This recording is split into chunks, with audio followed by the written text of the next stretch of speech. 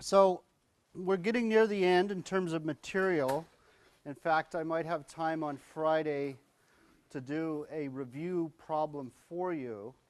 On the final exam, there will be one long question. If you look at last year's final, you'll see what I'm referring to. And that question will tie together futures and options. So it'll start out with a question that deals with hedging in the futures market. So I'll write a paragraph telling you a story where you have to work through the futures hedging problem, which you did on the midterm. And it might also involve some currency risk in addition to the price risk. So it could be a two-pronged hedging problem. And then from there we'll go on to examine the alternative of using the options market instead of the futures market to hedge. So the second part of the question will be, suppose you chose options instead of futures. And so you'll have to decide on whether you're buying a put or buying a call. I'll only ask you to purchase an option. We won't get into writing options as a hedge. And then at the end, you'll compare the outcome with the option versus the futures contract. And then finally, I'll ask you to draw a diagram, one of those diagrams that has the underlying spot position, whether it's long or short, and the hedged position with the option contract, and then the combination of the two. So that's sort of what you're looking at on the final, which will be a big part of the final exam. You should look at last year's to get an idea. But if I have time, I might cover an example along those lines on Friday. Okay? So Wednesday, we left off with about this slide, approximately this slide, so I'll just pick up from that. We discussed the Black-Scholes formula in some detail, and again, this formula is used widely in the finance area to price financial assets, basically derivatives. We're talking about options on futures, but it's used for a lot of other assets as well. And so we're discussing the major components of the Black-Scholes formula. And one of those components is the delta factor. And the delta measures the change in the premium with a change in the futures price. And on Wednesday, we discussed whether the futures price rises or falls, what happens to the premium. And it depends on whether it's a put or a call. And we went through an example in the crude oil market where the price was falling, and we saw what happened to the premium. So I'm just coming back to that for those of you that weren't here on Wednesday. So here's another way to explain the Greek components of the Black-Scholes formula, all these Greek letters. And this is the delta effect, which is a very important concept because once we start discussing hedging with options, it's possible that you have to adjust the number of option positions you hold to account for the fact that the delta might be less than 1. For example, when we hedge with the futures contract, if we're looking for a hedge ratio of 1, then we try and match the futures position with the cash position, right? So if we had 5,000 bushels of corn, we'd use one futures contract because that matches. And we talked about the optimal hedge ratio. Sometimes you want to deviate from 1. But for the most part in our examples, we try to come as close to 1 as we can. So that works. We pick one futures contract. If you're choosing an option to hedge instead of a futures contract, well, the option premium will only move in tandem with the underlying futures price if the delta is 1. In other words, if the futures price moves 10%, the premium will move 10% if the delta is 1. If the delta is 0.5, the futures price moves 10%, then the premium only moves 5%. So you can soon see that if you're hedging with options that you might get left behind if you have an option with a very low delta, because the futures price could change, the spot price could change, but there could be very little change in the value of that option, in other words, the premium. So taking the simplest example, we take the reciprocal of the delta. If it's 0.5, then we would choose 2 options contracts for every futures contract. So if, again, going back to our example where we have 5,000 bushels of corn, we'd have 1 futures contract because that happens to be 5,000 bushels, and we'd have 2 options contracts. Okay? So that's why the delta, that's another reason why the delta is important. Obviously, it's important for speculators because if you're buying an option and you're predicting that the price is either going to rise or fall, and if your prediction turns out to be correct and the premium doesn't change, you're going to be very disappointed. You know, if you predict the price of gold is going to fall this week and you buy a put option, then at the end of the week the premium has hardly changed, you're going to be very disappointed because you were actually right about the price move, but the premium didn't change, so the value of your option didn't change. Well, why would that be? It would happen if the delta was very low. So if you bought a very cheap option that was way out of the money, you could see the market moving, but your premium may not change, so you wouldn't be able to profit from that move even if you were correct. So that's why speculators are interested in the delta.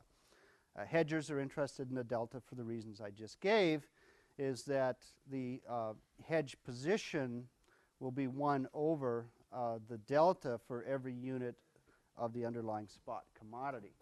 So here's another way to show the delta with a supply and demand diagram that should be familiar to all of you.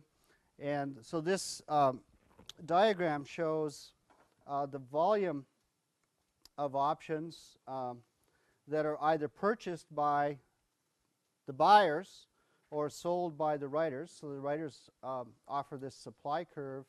The demand curve is that which represents the willingness to pay. So we have the volume of futures contracts written, and then we have the price, which is the premium on the vertical axis. So it's your very familiar supply and demand diagram. Obviously, the higher the premium, holding everything else constant, the greater the number of contracts the writers are willing to supply to the market. And obviously, the higher the premium, the smaller the volume demanded on behalf of speculators. So we know the demand curve is downward sloping. We know the supply curve is upward sloping. Beyond that, it really depends on the market, except there's one final factor. As we discussed more than a week ago when I had that rectangle that showed the theoretical range for calls and put premiums, where we had a minimum and maximum price, we saw that the maximum premium for a call was the futures price. That's the most that any rational buyer would pay for a call option, is the futures price. So therefore we know the demand curve hits the vertical axis at the futures price because no one would pay more than that. So this point here is known. We know the demand curve is downward sloping, supply is upward sloping. So we might have an initial equilibrium here at point E, where this equilibrium gives us the premium in the market and the volume traded on a given day. So now we're interested in the delta. The delta captures the change in the premium, the change in this value, when the futures price changes. Okay? So let's suppose that the futures price increases. Okay? Excuse me? Excuse me? Thank you. Let's suppose that the futures price increases. You know, could fall, could rise. Let's suppose it increases. Well, we know that the maximum willingness to pay is the futures price. So if the futures price has risen, now the willingness to pay is higher. So the intercept on the demand curve has shifted up. So the demand curve has shifted to the right. We can show this in a parallel fashion with a higher futures price. At the same time, the supply curve will also change because the writers of the option are assessing the probability as to whether or not this option, this is an out-of-the-money option, whether or not this option will move into the money. If it moves into the money, they start losing their profit. And given that it's a call option, right, with a fixed strike price, as that futures price starts to increase, if it's out of the money, then the strike is above the futures price, right, for a call. As the futures price increases, then we're moving closer to the money. And so the rational writers of the options will say, well, hang on, now that the futures price is increased, for any given volume, I want a higher premium as a writer, because the probability that this option is going to move into the money has now increased. So you have a leftward rotation of the supply curve. You have a rightward shift in the demand curve. So we moved from point E, which was the initial equilibrium, with premium P1, and now we're up at E2. That should be a 2. E2, and all that's changed is that the futures price has increased. So the higher futures price leads to a higher premium in the case of a call option, and therefore the delta will be positive. Okay? And the delta will range in value from 0 to 1 if it's positive, and talk about where it will lie between 0 and 1 in a second. But this should help illustrate the fact that when the futures price rises, the premium on a call option rises because there's both a shift in the demand curve and a rotation of the supply curve. Okay? Yes, Mary.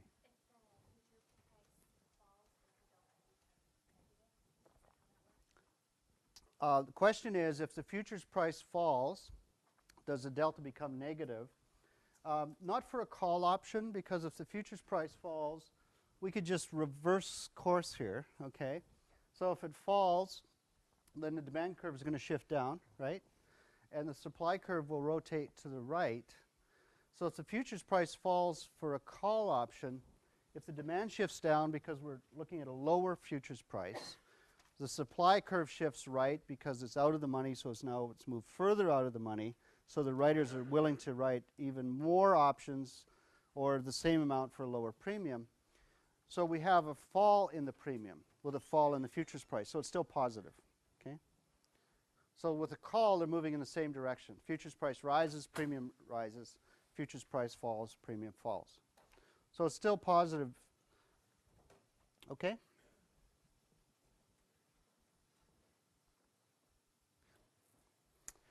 So one of the other important factors in the Black-Scholes formula is the volatility factor, and the Greek letter associated with that is lambda. On Wednesday, we discussed in some detail how to calculate the volatility and why volatility is important. And when you look at the Black-Scholes formula, there are really two unknowns. One is the premium and one is the volatility, and we can estimate the volatility historically, or we can use the formula to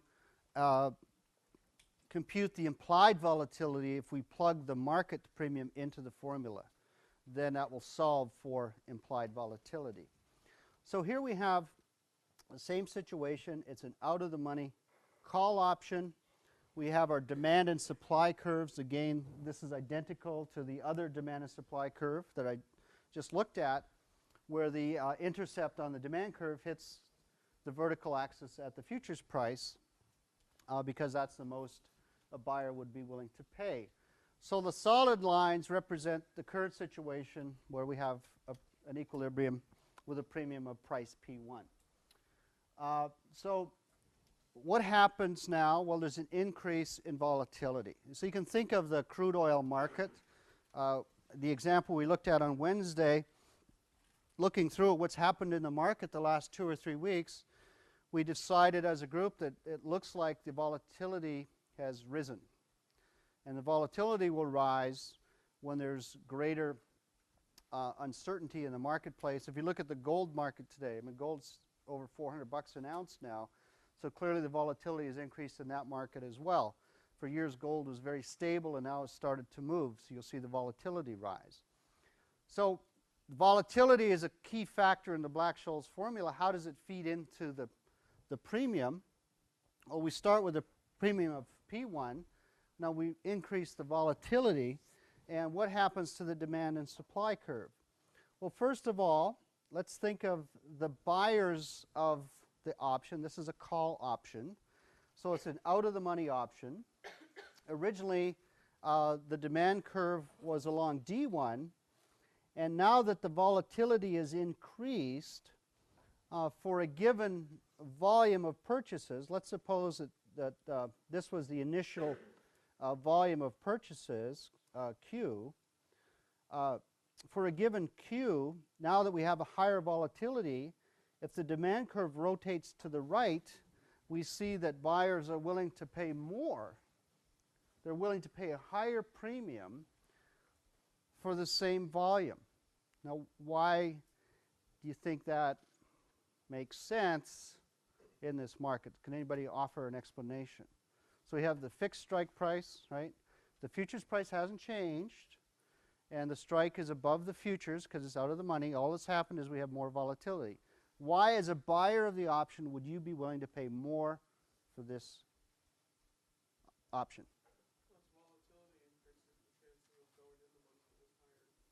Exactly. Thank you. It moves a lot more. Exactly. There's no other way to simplify it. You have greater uncertainty in the marketplace.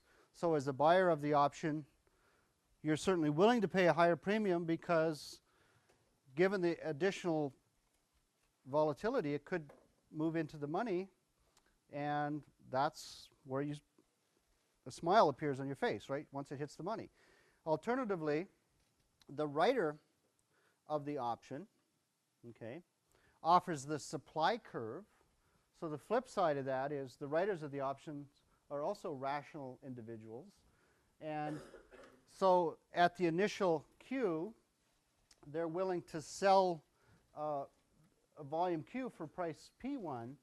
But now that the volatility has risen, they're saying, well, hang on, we're no longer willing to sell that call option for this level. If we think of the crude oil market and suppose that P1 is $2 a barrel on a distant call option that's out of the money, if the volatility goes up, well, a rational seller would say, well, the volatility's increased.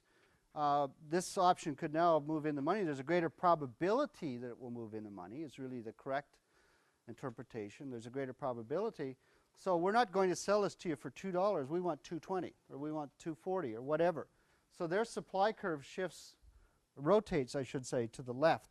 So if the supply curve rotates to the left, the demand curve rotates to the right, then we move from this equilibrium E, okay, at price P1 up here to E2, where the premium has increased. So as we saw last Wednesday, when the volatility increases, the premium on a call option increases. And this is the reason. Okay, if you look at the Black-Scholes formula, there's a lot of algebra. It's really hard to discern the reason looking at all those formulas, but this is the conceptual reason. This is the economics behind it. The supply curve rotates, the demand curve rotates, so you've got a higher premium, higher volatility.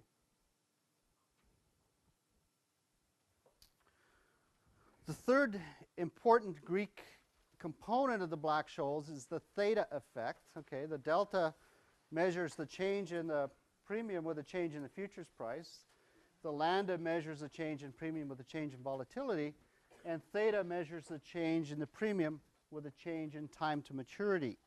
So if we're looking at one strike price and we're looking at, like, say, December, February, June options, as we're looking at more distant months, then the time to maturity increases, and you should observe a different theta on each of those options. But let's simplify it, and again, try to look beyond the equations of Black-Scholes and just ask, what are the economics here? So again, I'm sticking with this example of a call option that's out of the money, and we have an initial equilibrium at point E, just as we've done in the previous two examples, where supply meets demand. And now we allow a decrease in time to maturity. So we don't change the volatility. We don't change the futures price. So let's suppose we started a week ago in this market, and over the previous week, the futures price has not changed. The volatility has not changed. All that's changed is we are now closer to maturity. So there's been a decrease in time to maturity. As a result, the premium will fall. The premium falls. And you know that we described options as a decaying asset because the time value erodes as we approach maturity. And this is the reason. We have a rotation of the supply curve and a rotation of the demand curve. The demand curve rotates in, again, for a given volume, for a given Q, as given that this option is out of the money. If we compare the solid demand curve with the dashed demand curve, well, it's out of the money. As a buyer of the call, we're now closer to maturity. A week ago, you might have paid $2 for this premium. But this week, all that's changed is time, right? The volatility hasn't changed. The futures price hasn't changed. You wouldn't pay as much, would you? Because there's less time to maturity. And time is on your side. It's out of the money. You're looking for an event that will push this option into the money. And so the more time is on your side. Okay, as time winds down, that's working against you. So as a week rolls by, you're willing to pay less for that option. So last week, if this was a crude oil option, you might have been willing to pay $2 a barrel. Even though it's out of the money, you know that over time, the price of oil could move dramatically, and it could move into the money. A week's gone by, so there's less probability now that it will move in the money. So for any given Q, you're willing to pay a lower price. So in the trading pit, the price that you're bidding at has dropped. Now, for the writers of the option, again, they are rational individuals. They see that you walk in the trading pit. A week ago, you came in the pit and you bought this identical option for $2. Nothing has changed except time. Today, you walk in the pit and you're only offering $1.80.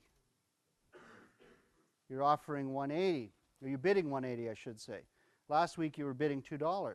So the writer asks himself, should I sell this option this week? I sold it last week to the same person for $2.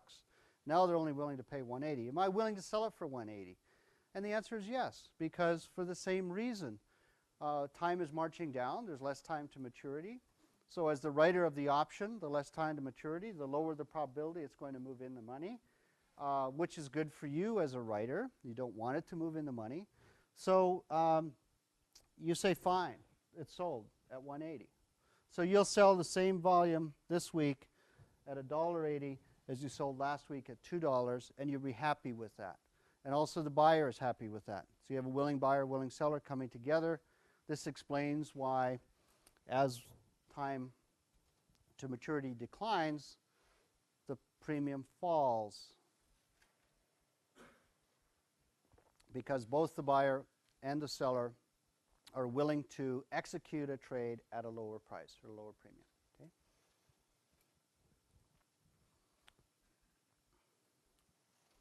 So those are the three key Greek components. We also talked about the gamma, which shows how the delta value changes over time. So before I come back to the gamma, let's just stop and talk about delta in a little more detail. Earlier today, I mentioned why the delta is extremely important, because for a speculator, the delta will indicate the extent to which that premium is going to change when the underlying futures price changes. So as a speculator, there's a trade-off. If you buy an out-of-the-money option that's very cheap, well, that's good because you're not paying much for it. But on the other hand, the delta will be low.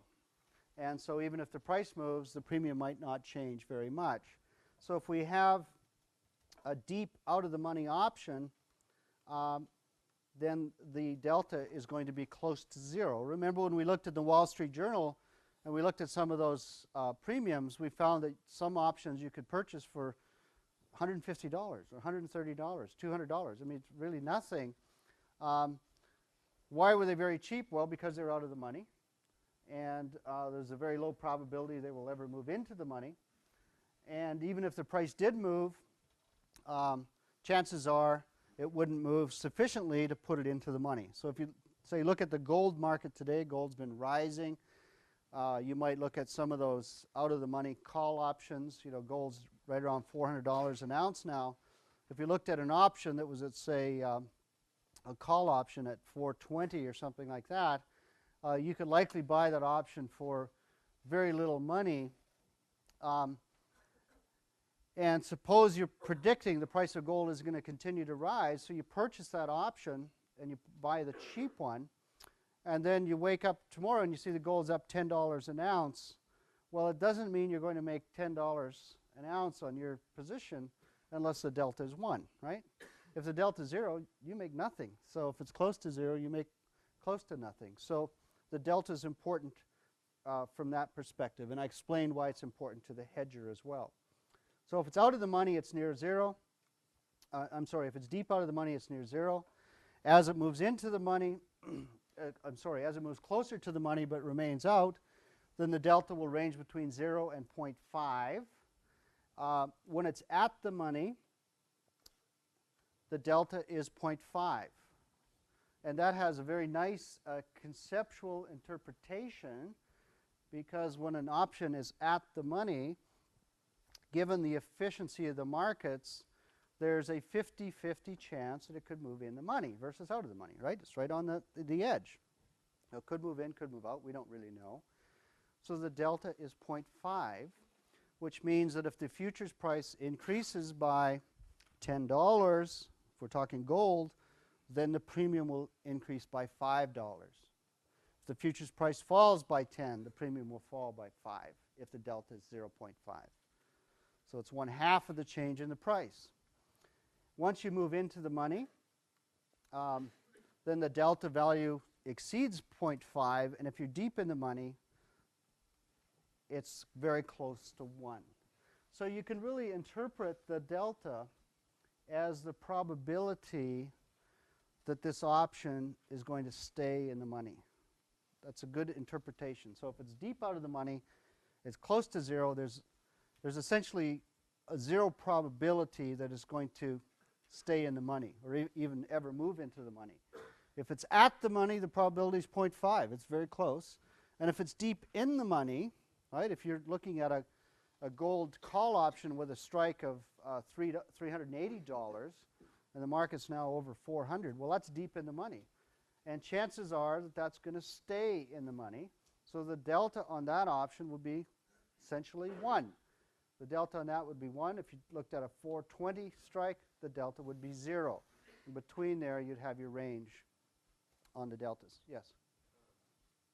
A couple times you said that it was percentage change over percentage change, and then you just said it was like total change of $10, 0.5 and $10. It's percentage change. I should have clarified that. Yeah. Yeah. Thank you.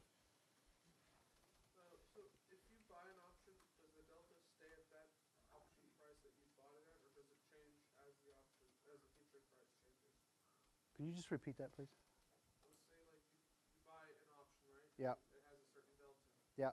Does that delta change as the future price changes, or does you have that same delta as long as you hold on to that option? So the question is, if you buy an option today and it has a certain delta value, let's say 0.5, does that delta remain constant or does it change?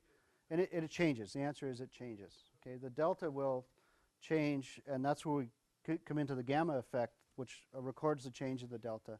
The delta will change almost daily. Okay, but if it's way out of the money, the changes are relatively small. Where it gets really interesting is where it's at the money, and that's where you'll see the wide swings. You know, if it moves into the money, you know, if it's at 0.5 and it moves into the money, then it's going to go to 0.7. Or if it moves out of the money, then it's going to go down to 0.3. So you'll see more variation right at the money. Okay, but it definitely does change. Okay. Okay, I'm going to hand out the quizzes. Take your time. When you're finished, you can pick up your midterm.